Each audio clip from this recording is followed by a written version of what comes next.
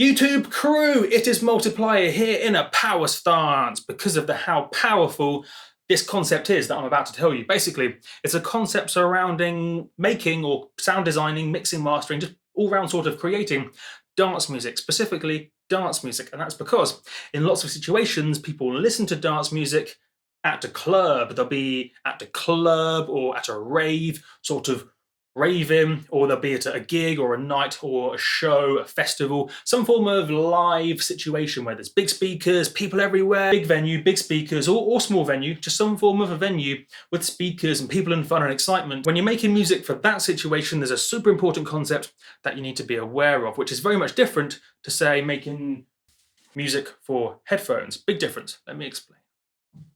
The key idea, right? The key idea is this. When you're playing a track back at a live venue, you hear the track plus two additional effects. You hear the track plus some saturation and distortion from the speakers and possibly the actual playback device, the mixer and the sound tech and all the other bits and bobs in the sound processing chain. And also you hear some reverb from the live venue. I'll say it one more time. So when you hear a track at a live venue, you hear the track plus additional saturation and distortion from the playback system, such as the speakers, and you also hear some reverb from the actual space.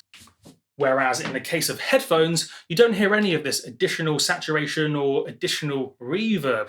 I'll say it one more time again, because it's so important. When you hear a track through headphones, so in the case of headphones, you're just hearing, broadly speaking, the track. You're hearing the track as it is, as an audio file, from your computer or from some CDJs or vinyl.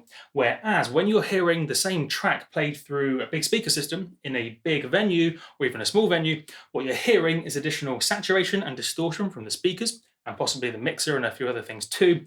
And you're hearing some reverb from the space. In a sentence, what this means is a track that can sound incredibly dry and uninteresting through headphones can sound absolutely incredible in a live situation, because in that live situation, there's additional saturation or distortion from the speakers and some reverb from the venue space. On the other end of the spectrum, a track that can sound amazing through headphones can sound like a complete mess and even fall apart when played back in a live situation.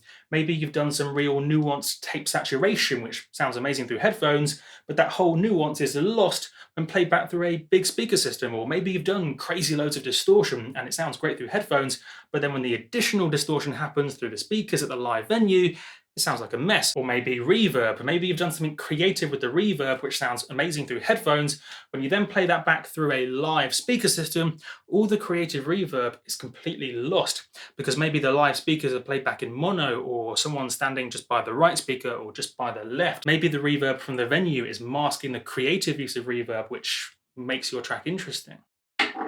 And so, you're probably wondering, right, Multiplier, what should I do? I understand this. I understand that a live venue adds additional saturation and reverb. What should I do to my track? The answer? It depends. I'm back, right. There will always be a compromise. If you want to make your track sound as good as possible in as many live situations as possible, keep it dry. Don't go too crazy with the saturation on the kick drums or on the bass even to some extent. Don't add too much nuanced reverb. Don't add too many tiny little intricate delays, because all of that will be lost in a live situation. And in fact, if you do go too crazy with the reverb, then it will sound like a giant mess in many live situations. So if you want to get in live, keep it dry, keep it simple and unexciting. If you want it to sound amazing in headphones, then to be honest, go completely nuts with effects. Have tons of nuanced delay, tons of nuanced reverb, bits of saturation, just all sorts of little tiny interesting details, and you can even go crazy with the panning and the stereo image, because in headphones you just hear everything and it sounds incredible.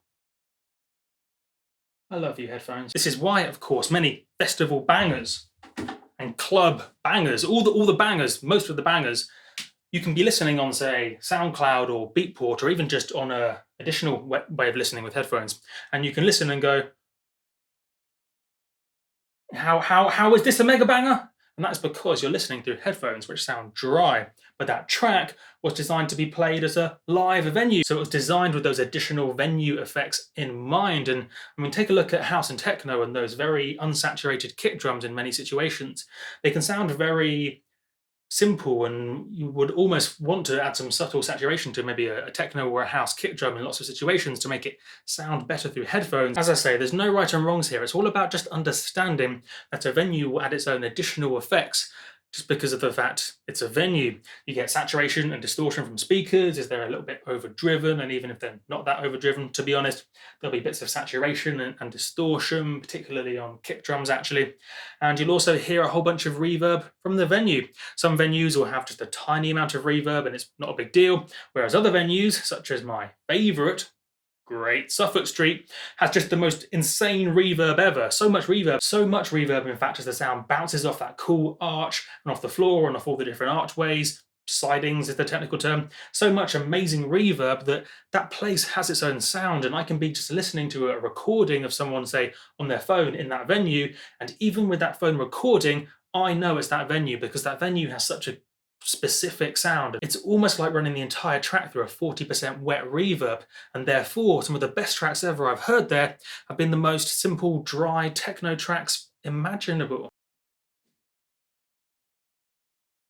Make sense? Yes.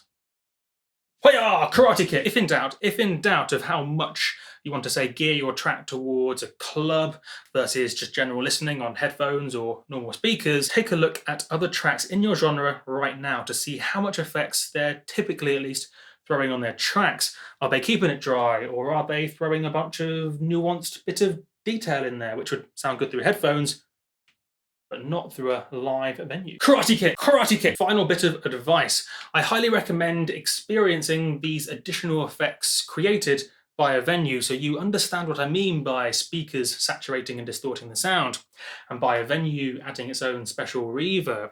And if you haven't quite got to the age where you can go to these mega raves and mega nights and that club, or maybe you just don't really feel like going to the club, but you like dance music, what I recommend you do is get yourself some speakers, like these ones, or bigger ones ideally. Get yourself the biggest speakers you can possibly imagine.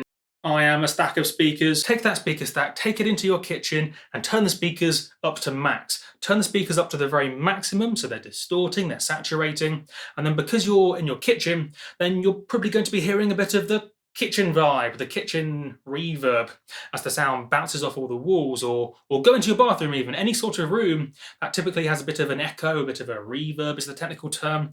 Take a massive speaker system into there, turn it up to the max, and that is as close as you can probably get in your own home to understanding and experiencing this rave vibe where the speakers saturate and the room, the venue provides its own reverb.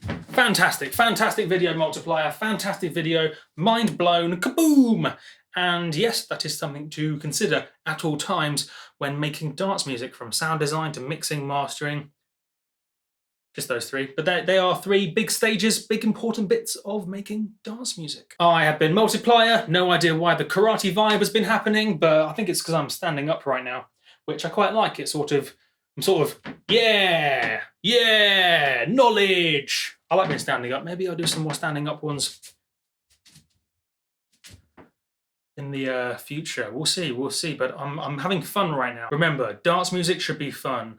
That is important. Or about vibes. I will catch you guys.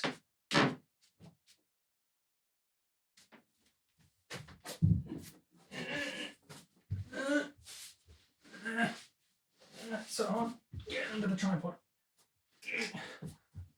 You put that in the doorway. Ow! What's that?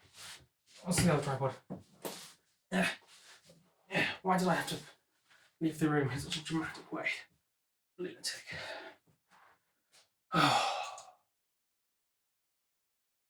Flippity flip.